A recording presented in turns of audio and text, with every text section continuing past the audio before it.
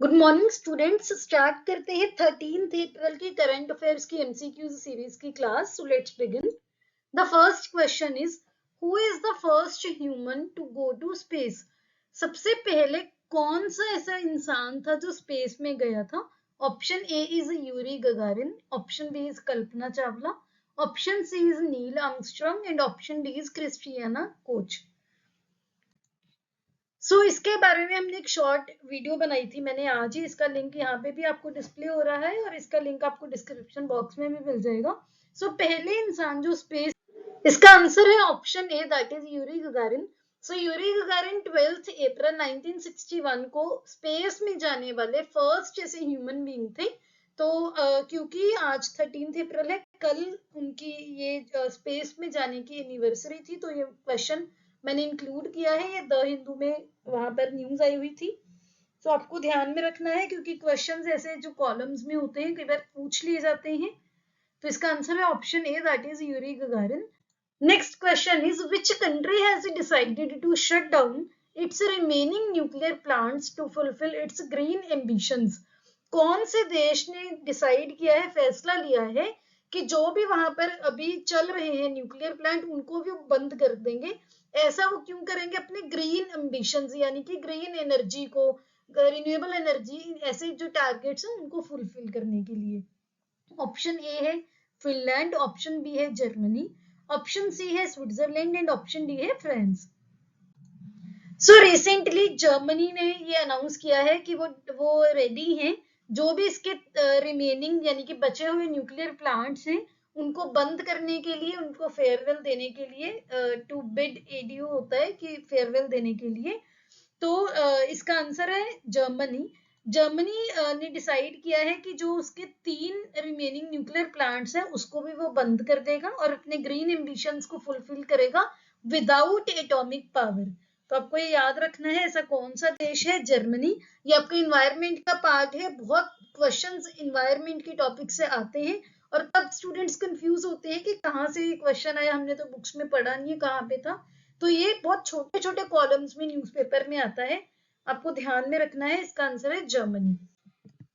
Next question is, exercise Balikatan, a joint military exercise is conducted between which countries?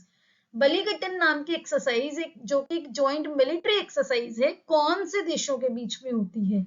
Option A is USA Philippines, option B is China Pakistan, option C is India Russia and option D is Japan UK.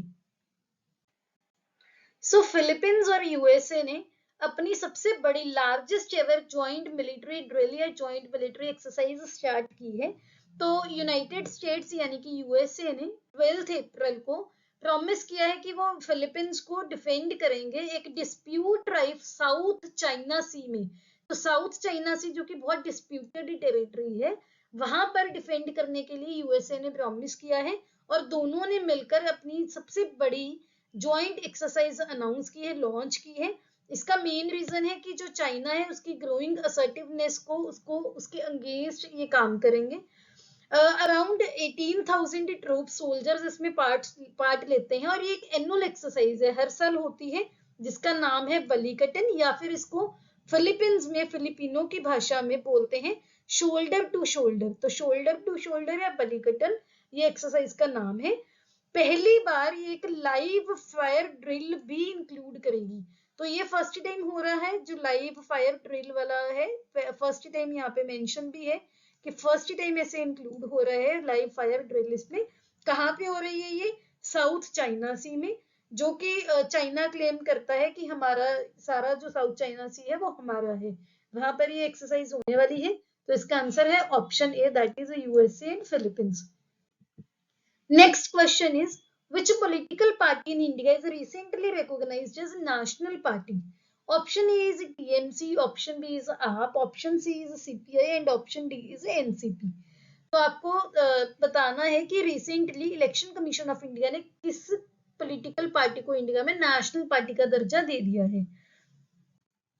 Recently election commission of India ने आम आदमी party यानी कि आप को national party का दर्जा दे दिया है। इसके बहुत सारे क्राइटेरिया होते हैं, ये हमने एक वीकली करंट अफेयर्स में डिस्कस भी किया था अगर आपको वो याद नहीं है, मैं उसको आपको लिंक डिस्क्रिप्शन बॉक्स में दे दूंगी। अदरवाइज आप पॉलिटी में भी, स्टैटिक में भी पढ़ते हो कि किसी भी पार्टी को नेशनल पार्टी बनने के लिए क्या क्या क्राइटेरिया होता है। तो इसका आंसर है आम आदमी पार्टी। इसके साथ साथ आपको ये भी याद रखना है, पहले क्या था, इंडिया में 8 नेशनल पार्टीज थी, 9th आप होनी थी, लेकिन इस बार इलेक्शन कमीशन ऑफ इंडिया ने 2 पार्टी से नेशनल पार्टी का जो स्टेटस है वो वापस ले लिया है। इसका भी क्राइटेरिया होता है। कौन कौन सी ऐसी पार्टीज हैं? एक तो टीएमसी यानी कि तृणमूल कांग्रेस, एक है नेशनलिस्ट कांग्रेस पार्टी यानी कि एनसीपी, और सीपीआई। ये तीनों का जो नेशनल पार्टी है, इन्होंने नेशनल पार्टी का स्टेटस खो दिया है। तो टोटल जो 9 होने वाली थी, 8 पहले थी, 9th हो गई आप, 9 की बजाय 6 ही रह गई हैं, क्योंकि जो 3 है इसमें माइनस हो गई हैं। तो अभी आपको अगर क्वेश्चन आ जाए कि कितनी नेशनल पार्टीज है इंडिया में, सिर्फ 6 नेशनल पार्टीज हैं। कौन कौन सी हैं? BJP, Congress, Bahujan Samaj party BSP, CPI-M. CPI और सीपीआई-एम दोनों डिफरेंट पार्टीज हैं, इसको ध्यान में रखिएगा। इसके बाद है नेशनल पीपल्स पार्टी एनपीपी, और 6th है आप यानी कि आम आदमी पार्टी। जो आप है उसको दिल्ली में स्टेट पार्टी का भी दर्जा मिला हुआ है। तो इसका आंसर है ऑप्शन बी, दैट इज आप। Next question is, according to Forbes Billionaire List 2023, top 5 countries with the highest number of billionaires are। कौन से ऐसे देश हैं जो टॉप 5 पर हैं, जिनके मतलब जो कंट्रीज में सबसे ज्यादा नंबर ऑफ बिलियनियर्स लोग हैं? ऑप्शन ए है Finland, Norway, France, USA and UK. Option B है Germany, Russia, UK, USA, Canada. Option C है US, China, India, Germany and Russia. Option D है France, UK, USA, India and China. यहाँ पर एक चीज आप ध्यान रखिए, ऐसे क्वेश्चंस में बिल्कुल ब्लाइंड गेस नहीं करना। अगर आपको 4 जैसे 5 वो पूछे हैं देश, कम से कम 4 के लिए आप डेफिनेट हो, आप श्योर हो, 5वें के लिए रिस्क लेना, फिर भी आप कैलकुलेटेड रिस्क ले सकते हो, लेकिन बिल्कुल ब्लाइंड गेस ऐसे क्वेश्चंस में बिल्कुल नहीं करना। तो रिसेंटली जो फोर्ब्स की लिस्ट आई है, बिलियनियर लिस्ट 2023, जिसके लिए हमने एक शॉर्ट वीडियो भी बनाई थी, हमने देखे थे कि टॉप 5 बिलियनियर पर्संस कौन है और एशिया का रिचेस्ट पर्सन कौन है। इस लिस्ट के अकॉर्डिंग 5 देश जहां पर सबसे ज्यादा नंबर ऑफ बिलियनियर्स हैं, वो कौन कौन से हैं? USA, China, India, Germany and Russia. अब हम देखते हैं कि इन पांचों में से क्या क्या रैंकिंग है। सबसे टॉप पर है, फर्स्ट नंबर पर है यूएसए, सेकंड पर है चाइना, थर्ड पर है इंडिया, फोर्थ पर है जर्मनी एंड फिफ्थ पर है रशिया। इसके साथ साथ क्वेश्चन आपको ऐसे भी आ सकता है कि इंडिया का कितना, कहां पर है इंडिया की पोजीशन? तो इंडिया क्या है, थर्ड स्पॉट पे है, ये आपको स्पेशली ध्यान में रखना है। और पर्संस हम डिस्कस कर चुके हैं, अगर आपने वो वीडियो नहीं देखी, मैं लिंक उसका डिस्क्रिप्शन में दे दूंगी, एक शॉर्ट वीडियो के फॉर्म में मैंने बनाई थी। तो इसका आंसर है option C, that is USA, China, India, Germany and Russia. Next question is, Tianlong 2 rocket is recently launched by which country? Tianlong 2 नाम का रॉकेट कौन सी कंट्री ने लॉन्च किया है? ऑप्शन ए है चाइना, ऑप्शन बी है north Korea, option C है south Korea and option D है ताइवान। सो रिसेंटली चाइना की एक कंपनी ने तियानलोंग नाम का रॉकेट लॉन्च किया है। सबसे पहले तो आपको ये पता होना चाहिए कि ये रॉकेट, इसकी क्या खासियत है। ये first liquid fuelled commercial rocket है, यानी कि जो इस रॉकेट में फ्यूल यूज हो रहा है वो लिक्विड फॉर्म में यूज हो रहा है, और ये कमर्शियल रॉकेट है। कौन सी कंपनी ने किया है? चाइना की, वहां की एक स्टार्टअप है जिसका नाम है स्पेस पायनियर। तो ये कंपनी का नाम है। इसने तियानलोंग 2 रॉकेट को ऑर्बिट में सक्सेसफुली लॉन्च कर दिया है, और ये सब पहली बार हो रहा है, फर्स्ट टाइम ऐसा हो रहा है कि ये लिक्विड फ्यूल्ड रॉकेट लॉन्च हुआ है किसी चाइनीज एरोस्पेस कंपनी के द्वारा। तियानलोंग 2 का एक और नाम भी है, जिसका जो है स्काई ड्रैगन 2। आप यहाँ पर देख भी सकते हैं, मैंने मेंशन किया हुआ है। तो तियानलोंग पूछ लें चाहे स्काई ड्रैगन 2 पूछ लें, one and the same thing. किस कंट्री ने किया है? चाइना ने। चाइना में कौन सी कंपनी ने किया है? स्पेस पायनियर ने। और इसकी क्या खासियत है कि ये एक लिक्विड फ्यूल्ड रॉकेट है। इसका आंसर है option A, that is China. Next question is, a raccoon stealer is seen in the news. It is related to raccoon stealer, जो कि अभी रिसेंटली न्यूज में दिख रहा है, ये है क्या?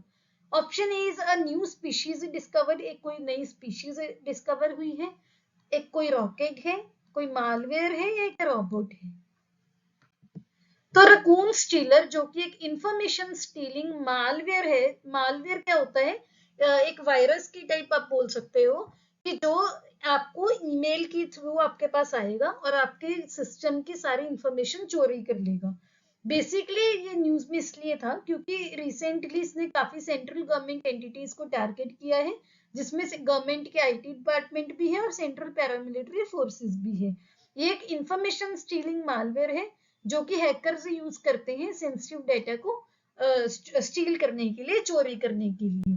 तो आंसर है मालवेयर, क्योंकि रकून क्या है? एक जानवर की आप बोल सकते हो, जैसे चूहे की टाइप होता है रकून। तो इसमें आप कंफ्यूज हो सकते हो कि कोई स्पीशीज है, लेकिन आपने ध्यान रखना है कि रकून स्टीलर एक मालवेयर है। Next question is, which country is the top supplier of crude oil to India for the last 6 consecutive months? Consecutive होता है लगातार, कब से कब? 2022 के अक्टूबर से लेकर 2023 के मार्च तक कौन सी कंट्री क्रूड ऑयल की टॉप सप्लायर है? ऑप्शन ए है रशिया, ऑप्शन बी है ब्राजील, ऑप्शन सी है चाइना एंड ऑप्शन डी है जापान। तो इसका आंसर है ऑप्शन ए रशिया। ये हमने पहले डिस्कस भी किया था वीकली करंट अफेयर्स में कि रशिया क्रूड ऑयल का इंडिया के लिए अभी टॉप सप्लायर है।